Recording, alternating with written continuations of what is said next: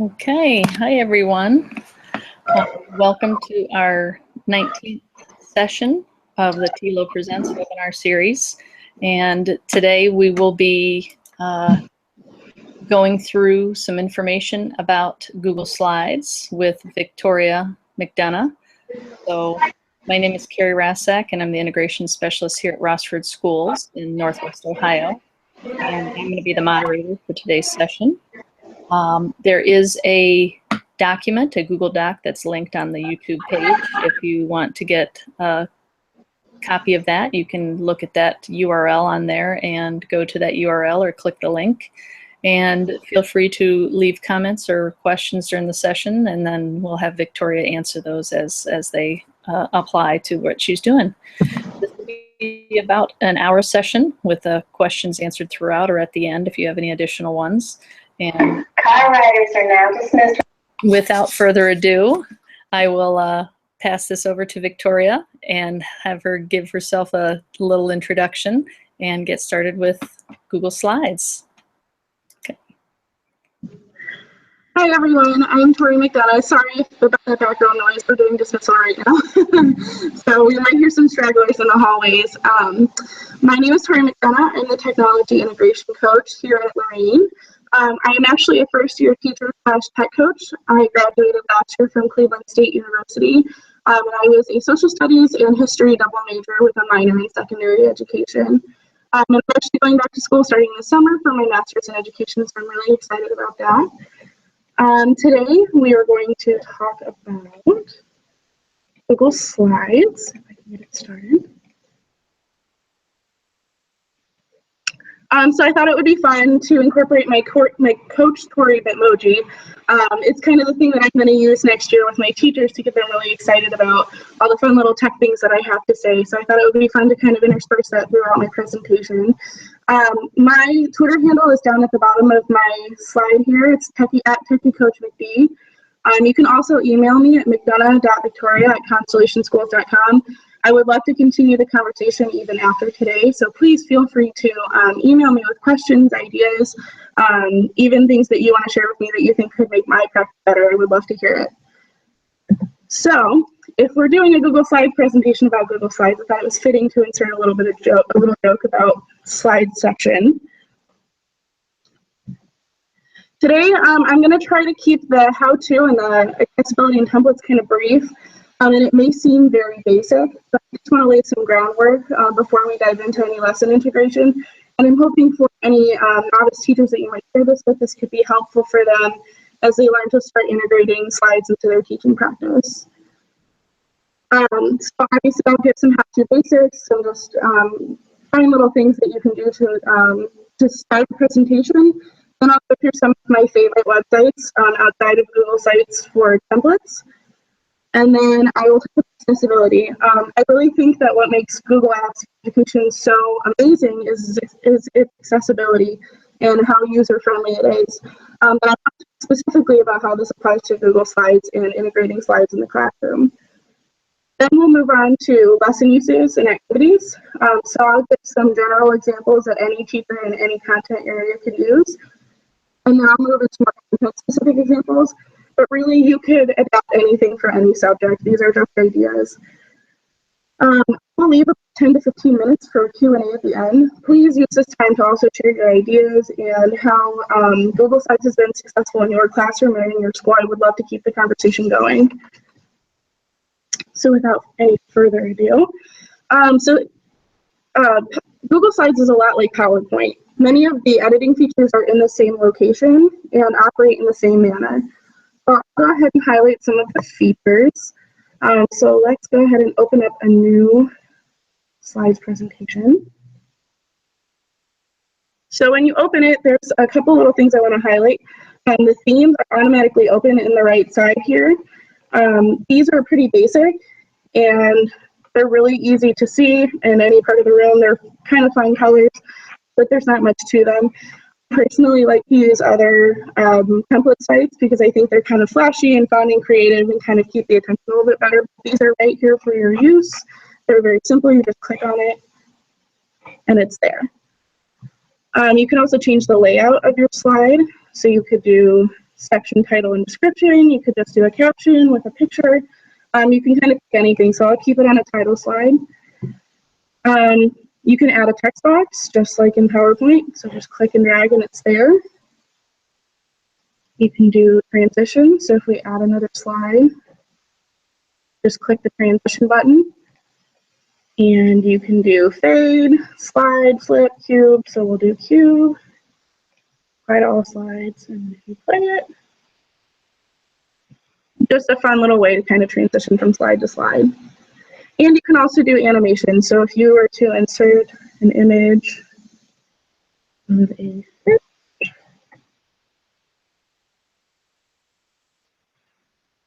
you could animate it in such a way. You go to insert animation to have it fade in on the click. So then when your slide shows up, there's the fish. So again, it's a lot like PowerPoint. There's not a whole lot different as far as the editing features go. Shapes, lines, all right here. Those are very similar. An awesome feature of Google Slides is that you can upload images and videos without ever leaving the app window. So if you go right up here and click the picture icon, I'll actually go back to my slide presentation and show you. You click here, you can do a Google search for an image. You can do the same thing with the video. If you do insert video, you can upload a URL in there, but if you don't ever want to leave, you can just search YouTube. So I'll do crash. And then you click on it, select, and it puts the video right in there. I think this is awesome. This really helps with classroom management if your kids are making their own slide presentations. You don't have wandering eyes going to multiple tabs, wondering what they're doing. They kind of stay in one place and they have everything that they need. It also streamlines the presentation making process. You're not jumping from tab to tab. So I'm always saying, work, smarter, not harder. And so if you can cut out a process and cut out even just one simple step, that will save you time when you're lesson planning. Each collaborator can add comments to a slide presentation. So this can be an excellent way to encourage collaboration in your classroom, especially for students that might be timid or shy. I used to hate talking in class and I never liked, being the one to share an answer in class. So this would have been perfect for me. So you just have students go over in the corner and click comment. And they can say, I like this because it's cool. And then add that comment to the presentation. So this is a way that they can still participate without actually having to speak in front of their peers. Revision tracking is also really helpful.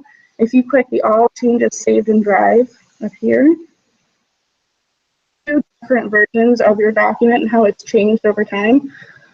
So this can be a really good way to make sure that everybody contributes appropriately. If you're wondering about who added that inappropriate picture or phrase, you could just go back to their revision history and their information will be right there. You can see who last edited it. You can also see who's contributed to a group. So you can see that this person didn't contribute as much as person B, and so they don't necessarily get the participation grade for that assignment. Hey, Tori. Yes. Quick question. Tammy had, she says, how do you only have portions of the slideshow with each click on a transition, not the entire slide at once? How do you only have portions of the slideshow with each click on transition? So you would have to do different animations. So you would have to level the animation. So if I have the fish on one click and then the video on another click, if you're looking to present things like one at a time, you can even do that with text. So let's say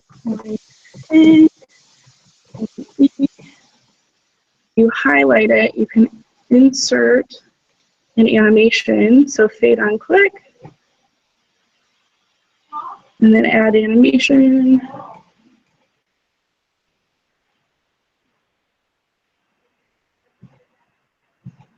So you would have to make separate text boxes, but you can make it in a way that when you click, it brings up different points at different times if you don't want kids to skip ahead in the presentation and things like that. Okay. Is that your question? Yep. And Tammy, if you need more clarification on that, just again, put it in the comments or the live chat. Thanks. Perfect. All right. So the last thing I want to talk about in the how-to is the presenter view. So if you click the little drop-down area here and you click presenter view, your audience will be given a link. So start new. They'll be given this link here, and they can start asking questions in live time. So I heard Alice Keeler talking at iTip last week, and she was talking about how a lot of these Google are so great because they help you give instant feedback. Feedback 5 minutes from now is feedback too late. So this is a really good chance for a student to ask a question and say, this doesn't make sense, hold on, I need help. And then you to address it quickly and right on the spot. So I think this is a really awesome feature. You can also put your speaker notes here, which I think is really helpful. So that way you're kind of going back to reference a little bit, and then you can walk away and keep talking or having a discussion.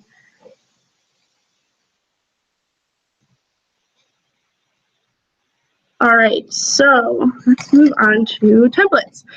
So like I said, Google Slides has many templates. I think they tend to be very plain and simple, and I love glitter, I love creativity, I love color, so I tend to go for different templates when I'm looking to make a slides presentation. These themes are really eye-catching and creative, and they oftentimes will match a specific season or holiday. I know Slides Carnival has a lot of like Halloween and Christmassy ones, which are really cute. So I'll just show you a couple of those sites right now. So if you scroll down, you'll see that there are a bunch of templates. All you do when you want to use one of these templates is click on it. And you will say, open this presentation in Google Slides. And then all you have to do from here is make a copy. It's very simple. You make a copy and then you just edit it however you'd like. So you'll click copy. Okay. And then it's yours. You can add slides, delete slides, change the layout, change the format. So that's kind of a nice little feature there. And then I'll look at Slides Carnival too. If you look under playful, sometimes it has some really cute school-related ones. I know there's like a puppy one right here. There's a Christmassy one. So it's just another way to take your slides to the next level.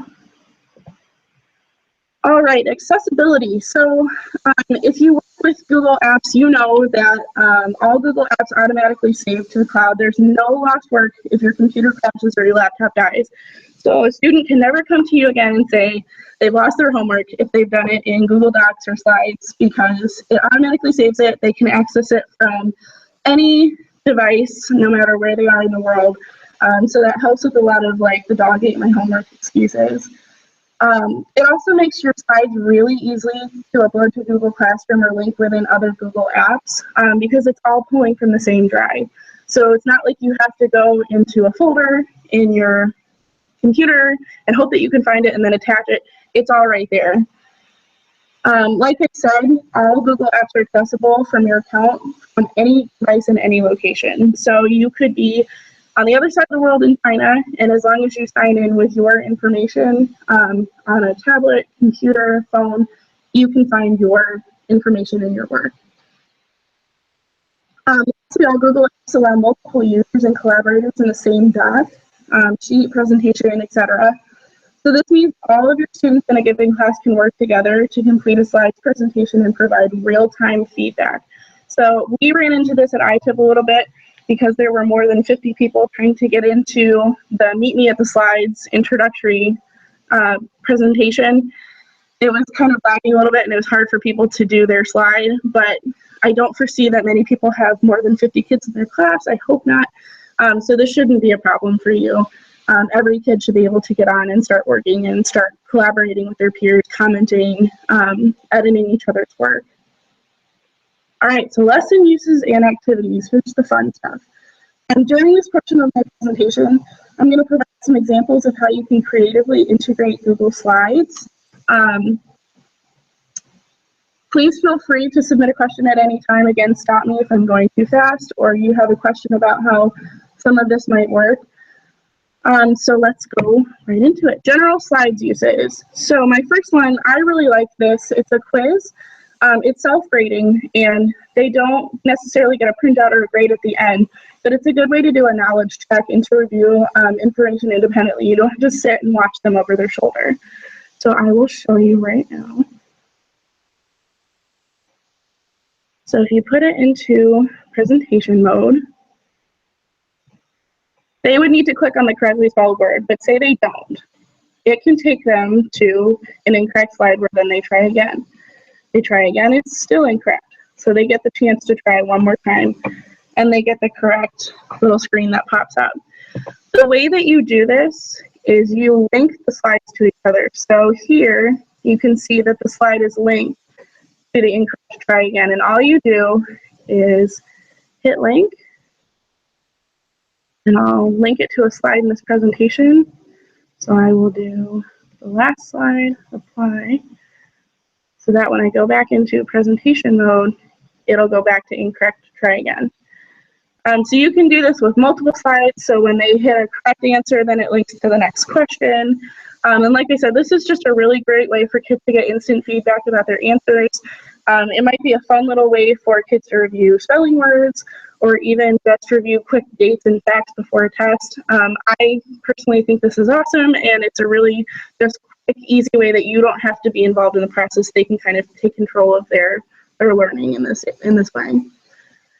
Then we have an all about me or end of year presentation. We kind of did this a little differently at my school this year. We did conference slides for parent-teacher conferences. And so the kids all had to make a slides presentation. They included a selfie of themselves, all their grades, what they liked about school, what they didn't like about school, their favorite activities, their favorite classes, things like that. And then they got to present it with their teacher to their parents at the parent-teacher conference, and it was wildly successful. The parents just loved that the kids were taking ownership of their learning, and it was a really fun way for them to kind of be proud of the work that they were doing and to kind of take ownership if their grades weren't so good. So you can also have them introduce themselves, and I'll show you what I did here. You just have them share a little bit about themselves on each slide. So where they're from, do they have brothers and sisters? So I share here, I have 4 sisters, 2 brothers, 2 nieces, 1 nephew. My schooling, things like that. I live in Solon. I have a poodle named Sasha. So it can kind of be whatever they feel is important to share with their peers. I also liked the way that we did it at iTip, where you took a selfie and you introduced yourself to the group that way. And so you were able to flip through the slides and say, oh, okay, that person put their Twitter handle on there. Now I'm going to add them. So it was a really fun way to make introductions without actually having to walk up and meet people. Really great for end of year presentations. So having students sum up what they learned for the year, and kind of giving an overview of what they feel they've gained from your class. And it might be really informative for you as you plan for the next year. Then we have collaborative review. So this is kind of like an online sticky note. Students add a text box and they share something that they learned about the topic. So my recommendation would be to have them put their initials at the bottom of the text box, but again, you could go back into the revision history and check and see what they've added to the slide. You could do this for multiple topics, so you could duplicate it and then have it ready for multiple topics. This could help you get ready for a test. This could be a great discussion starter. You could also have certain groups fill out certain slides, so then they become like the experts or the teachers on the topic. And then when their time comes, they stand up, they present, say, this is what we learned about this, and then start a discussion from there.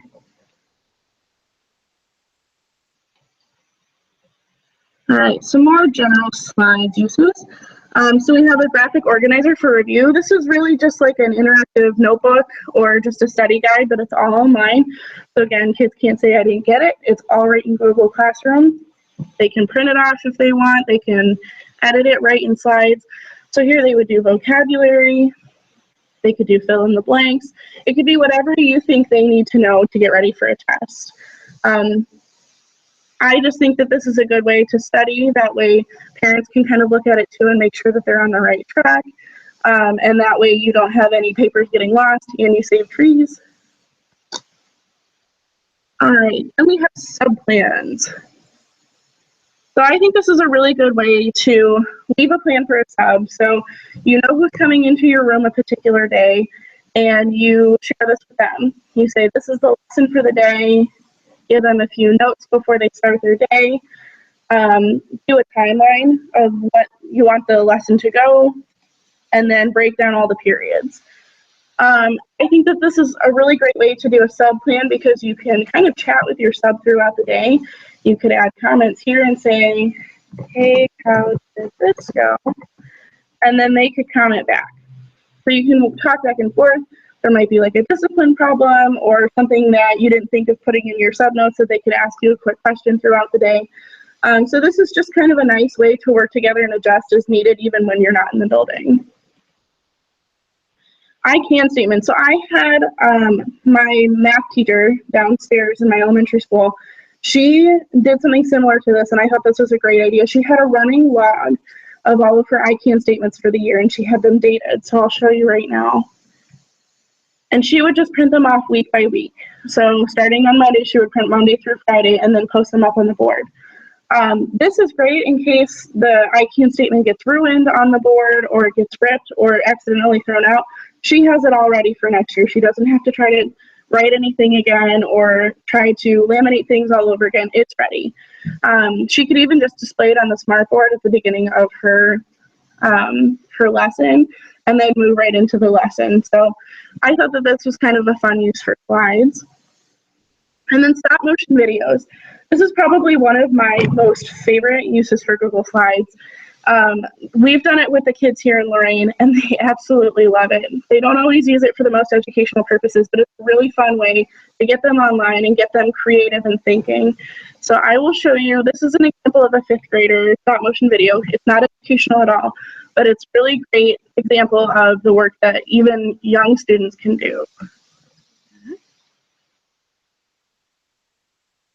So it's the Burger Theater stop motion. So with stop motion, you can publish to the web and it will automatically cycle through and play. That way you don't have to touch it. But for right now, I'll just put it in present mode.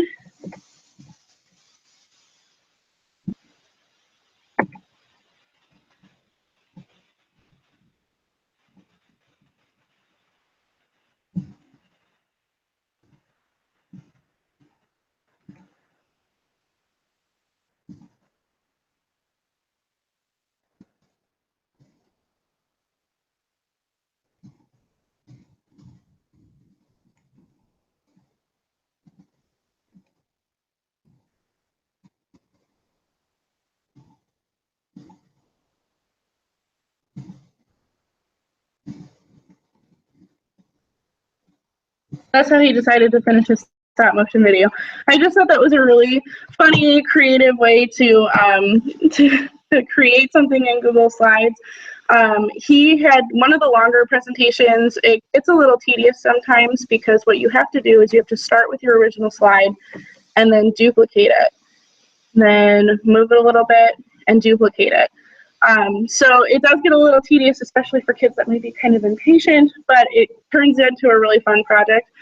We did this with our 4th grade social studies class, and they reenacted a Civil War battle through a stop motion video, and they were so proud of the work that they had done. They couldn't believe that they had made a movie all on their own, and it was so easy. So I would highly recommend this activity. I will go ahead and show you how you publish to the web really quick. If you hit File, and then publish to the web. You can do a default. I tend to do like every 2 seconds, and then you'll want to click both the boxes and hit publish. Okay, and then you'll take the link and copy it. You paste it. Don't hit enter quite yet. You'll see up here it says 2000. That's going to go way too slow, so if you delete it and do 200, it'll play on its own. It's a little fast, so you can always slow it down, make it 3 or 4 seconds. But then it's a movie that plays on its own, which is kind of fun. All right, language arts. So one of my other favorite uses for Google Slides is an interactive adventure story. So this is a lot like a quiz. What happens is you start with a prompt, you read part of the story, and then you get to choose where we go next. So It will load here. Hit present. So here is a story that the kids would read, and you would read it with them. And for the sake of time, I only made option A, but when they click option A, it takes them to another slide, which then continues the story. So then they get to choose where the story goes next. This could be a really fun way to have kids kind of do like a fractured storytelling. So one kid starts the slide, gives the options, and then the next picks up the options and moves it from there. I know I've had teachers do this in my elementary grades, and they've really loved it. It's been a fun activity for them.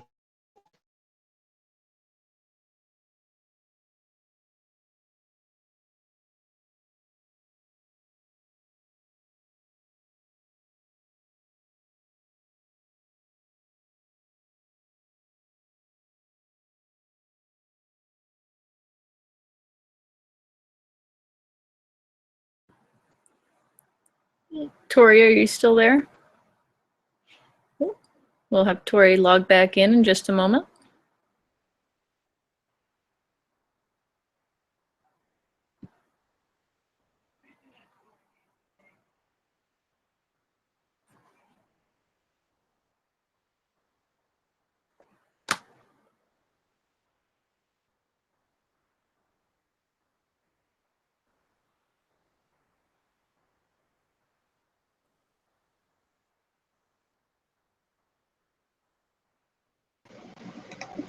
I think there she is. So sorry, my internet went out. All right, we're good to go. All right, so I will go back to where we left off here if it can load again. Okay, so the collaborative ebook or magazine, so you would just have students go in and write their own individual pages. So they each get a topic that they have to write about in the book. This could be informative, it could be fictional, whatever they want to do, and then they could work together to edit the slides. They could use the comment tool. They could go directly on the slides and start editing and making comments and tracking revisions that way. It could also be a fantastic solo project as well. So the pages look like a book, so it really gives them that feel that they are writing something. This could also be a great end of year project to put in an e-portfolio or to share with parents at the end of the year to say, look, your child wrote this book all on their own. They provided text, they did hyperlinks, they did images, they did all these sorts of things to make this work that they want to share with other people. So the thing that makes this slide presentation different is that it does look like the pages of a book. So if you click File and Page Setup, you can make a custom setup. It usually does standard 4:3, but if you do custom, you can type in the 8.5 by 11 dimensions, and then they have a book. They could print it off, but I think it's cool to kind of keep it online, especially if they have hyperlinks and things that they want to link their book to kind of make their story a little bit more interactive. You can also use Google Slides for vocabulary. So I was given the idea of using the Frayer model and putting that template up, and then the kids just put text boxes right over and kind of fill it in as they go. So this could be something individual throughout the year where students say, okay, I don't understand this, so now I'm going to duplicate the slide, and I'm going to write in this word, and I'm going to find out the definition and some different non-examples. This could also be a great whole class activity. So, okay, we agree that we don't know this word. Let's fill it in, and then we'll use comments to kind of fill it all in, and then the teacher will fill it in on the smartboard or from their computer.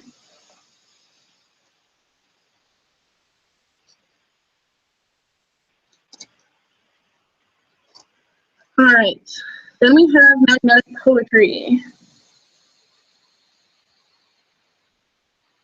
So this is a really great way to cover poetry. It's kind of interactive and fun. The kids could go up to the smartboard and just move the text boxes around as needed and make their own poetry. I would advocate making a slide for each type of poetry that you talk about. So haikus, different types of poetry that you discuss. And then you don't have to remake any of the boxes when you add additional slides to this project if you just hit right click duplicate. All the boxes are there for you. You can just kind of change what's inside the box. That way you're not driving yourself crazy doing all of these text boxes all over again. All right, let's move on to social studies. So I think that social studies and slides kind of go together hand in hand because it's a lot of literacy, it's a lot of writing, and I was a social studies major in college, so that kind of helps. So the first thing I really like it for is a museum tour. So it's a lot like a stop motion video. You would publish it to the web or put it in presenter mode and just have it cycle through. And it'll do its own thing as people walk by. I think this is really fun for a parent-teacher conference or an open house at your school. You can just set it up on a table and let it play, and then students get to showcase their work. They can highlight famous landmarks, they could do artifacts. If you're talking about like local government, they could take pictures of their town and then talk about the significance of those within their museum tour. Also a good way to provide context as maybe you're talking about, you know, a different culture, a country far away, some place that they may never see. This is a good way as you're talking to have it playing in the background so they really feel like they're immersed in this whole culture as you discuss. Tori, Tori, can I interrupt with another question? Sure. It's asked about the dessert slide you had a little bit ago, if that is that dessert slide graphic organizer a template? It is, yep. I just Google searched like the Frayer model, and then I put that onto the Google Slides. And that was kind of an easy way. Then you just duplicate it and you use it again. Okay, great, thanks. Yep. All right, so flashcards, if you look here, I'll show you. This is in presenter mode really well. I think it's silly to buy flashcards over and over again. They're cheap, you know, one at a time, but in the long run, they kind of add up and inevitably they get lost or misplaced. So this is an easy way for kids to review information without wasting paper and coming to you and say, I lost my flashcards, now I couldn't study for the test. All you do is click present. So they'll see the first term, they'll think about it, and then they'll go to the next one and see if they were right. They can quiz each other. They could quiz themselves. It's a good way to kind of be independent and not have to have you there reviewing with them.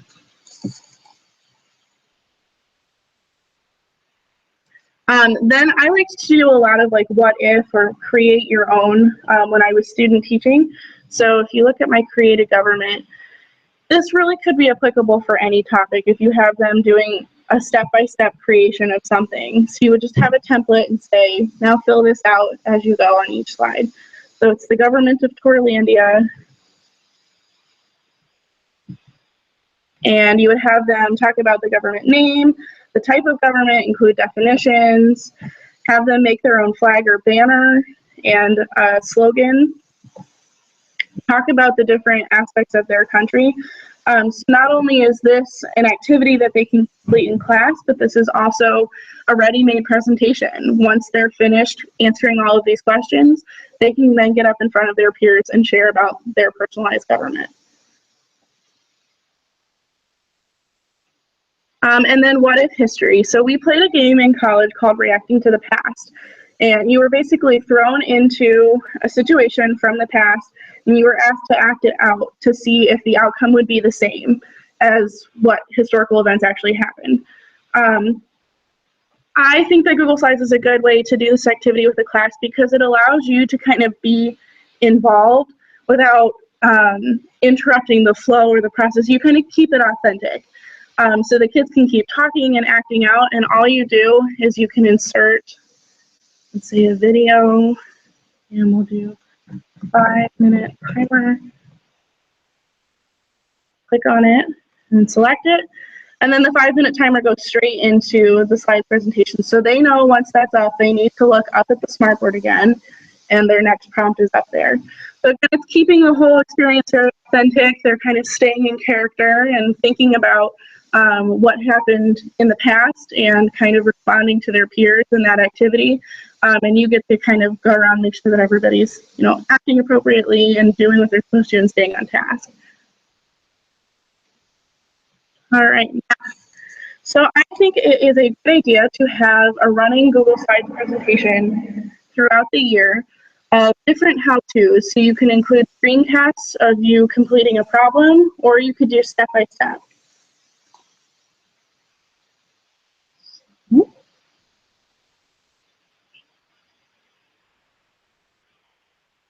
So you could have step instructions of specific problems, or you could say, this is the process and how I complete this problem.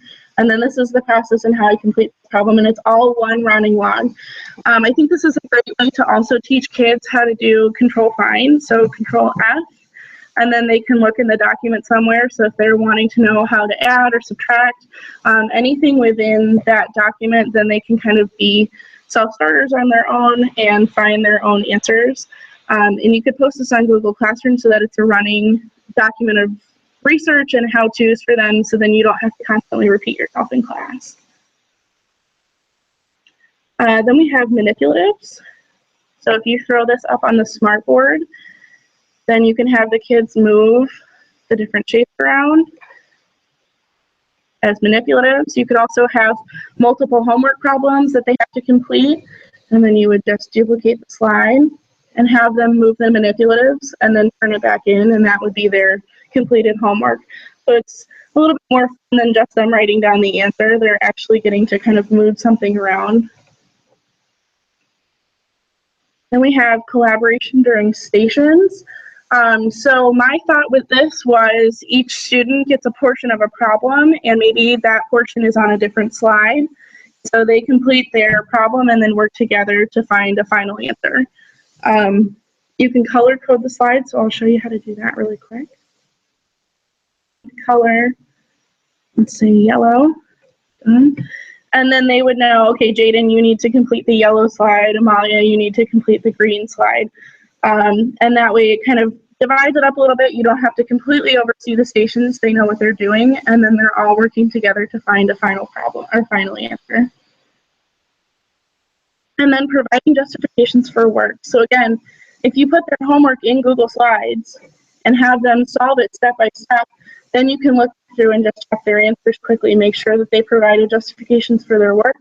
And it's right in Google Slides. They can't say they lost their homework. It's all right there. All right, then we have science. So again, it's like a museum tour, just a virtual tour. My idea and my thinking with this was to take screenshots from Google Earth or from other science-related topics. It could even be the inside of a lab or breaking down an ecosystem. And then you would expose your students to places or things that they may never see or experience. So, exploration of world environments.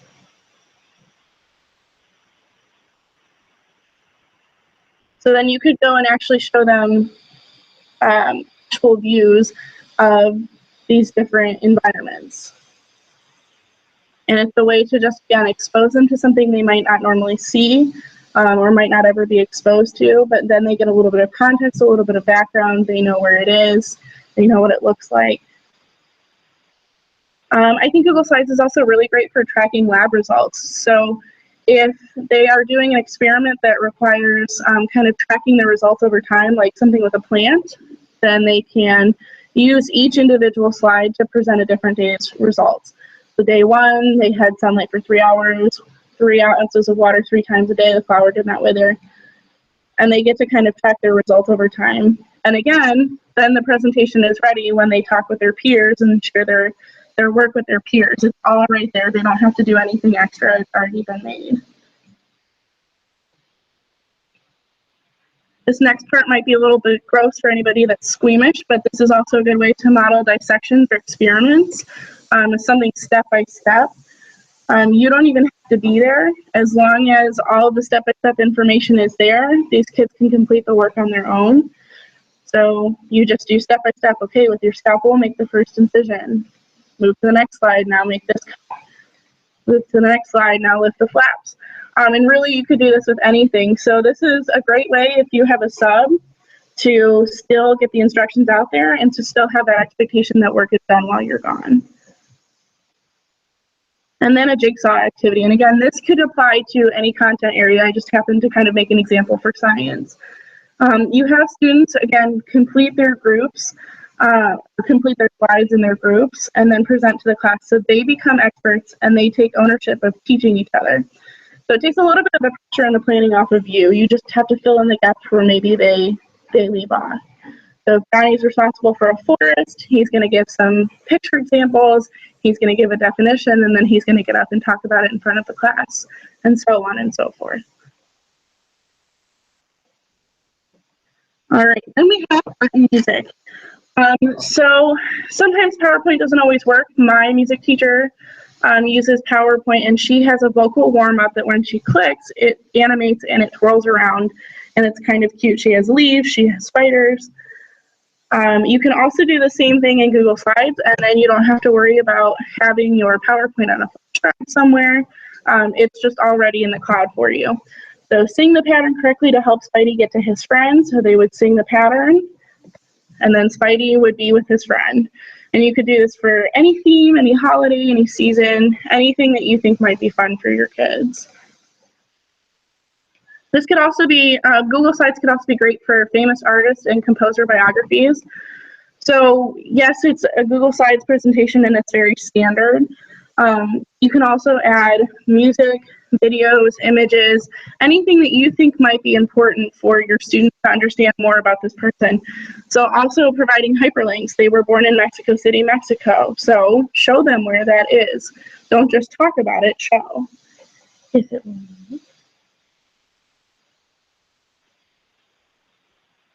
Let's try another one.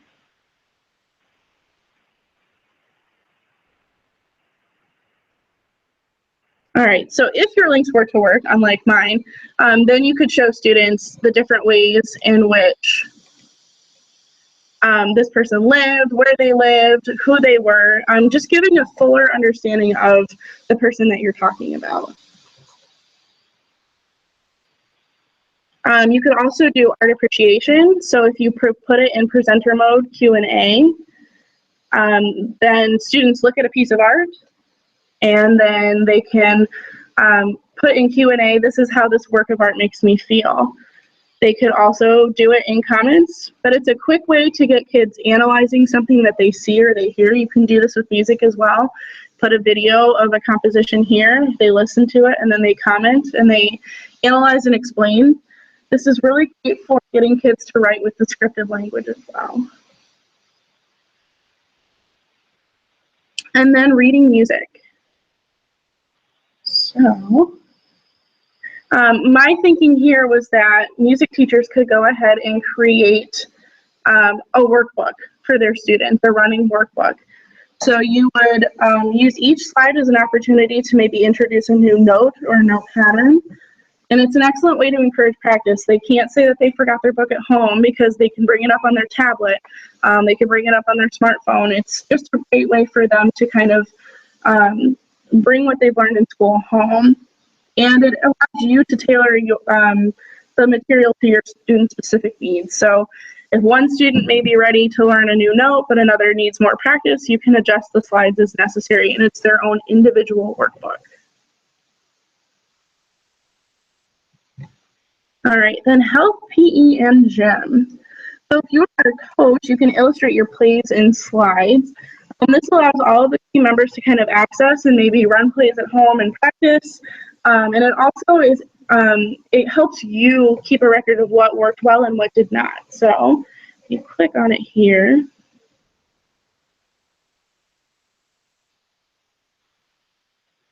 You can look at the image and we can say in the speaker notes, okay, this didn't work at the game on Friday.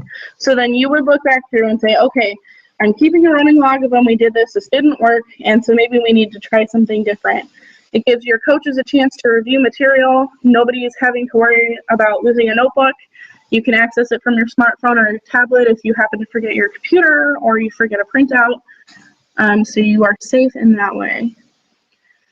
Diet tracking and ongoing health projects. So it's a really great idea to get students thinking about their health early on. So this can be a great way to have them track even something as simple as their water intake. Have them make a goal. Goal setting in any area is important for kids. It's important for them to set a goal and achieve it, even if it's as simple as drinking water. So you would have them make a table for each day of the week and then break down the day, and then analyze whether or not they've made their goal. You could do this about technology use. You could do this about food intake, exercise, water, practically anything that has to do with health. And if you have them do a new slide for a new week, then they can kind of see, have I made growth? Have I made any changes? Maybe even with exercise, a before and after of this is what I looked like before I started this exercise. This is what I looked like after. Have them take a selfie with their laptop. So it's just kind of a fun way to get them thinking healthy and thinking about the things that they do and they put into their body as far as health goes. Then we have techniques. So this again is a great step-by-step way for kids to learn how to do something. So you could start with a picture of this is how you hold the ball, then this is how you throw the ball, this is the step to doing something. So this could be great for any clinics that you might be holding at your school, any practices, and then the students can access this at home if you put it on a Google Classroom, and then they can practice at home. And then tracking groups. So it's always a good idea to kind of analyze what groups work well together and what groups don't, even in gym. So you have a new slide for each day. You give the date, the game or the activity, and then who was on what team, how many games they won. Then you can even comment in the speaker notes, this lesson went really well, we didn't have any fighting, the groups worked well together, or I know that I can't have Liza and Katie together on a team because all they do is fight. So then you can kind of look back through and diagnose any problems throughout the week and kind of analyze, are there similar strengths within kids in a group that maybe I want to separate them a little bit and help them kind of help other kids.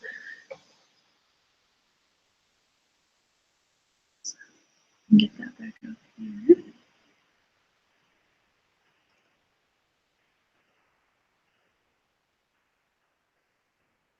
So that is all I have as far as content.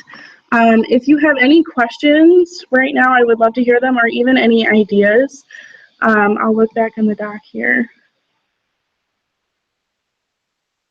Don't see anything.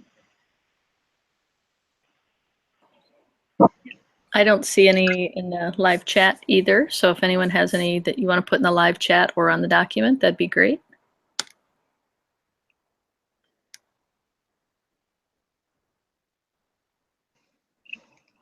But even if we don't have any more questions, I just want to thank everyone for your attendance and your participation, for the questions throughout the presentation. And thank you to Carrie for this opportunity. This has really been great and stretching for me, and it's a really great experience as a first-year teacher and tech coach. So I really want to thank you for the ability to do this and present today. You're welcome. That was great. Lots of great ideas. And I'm maybe more impressed with the number of tabs you had open all at once and your computer crashed. Yeah. The biggest. That probably was not a good idea. Yeah. Oh, it worked well. Worked well. That's a good way to show us all the examples, though. So I'm sure a lot of people will be watching the recording of this because there's so much good information there. So we'll definitely get that recording sent out to those that registered. And if they have any questions, they can contact you, I presume you said? Yes, my Twitter handle is @TechieCoachMcDean, and then my last name .first name at Constellation Schools. Okay. Are those in the presentation? They are. Yep, they're right on that first slide.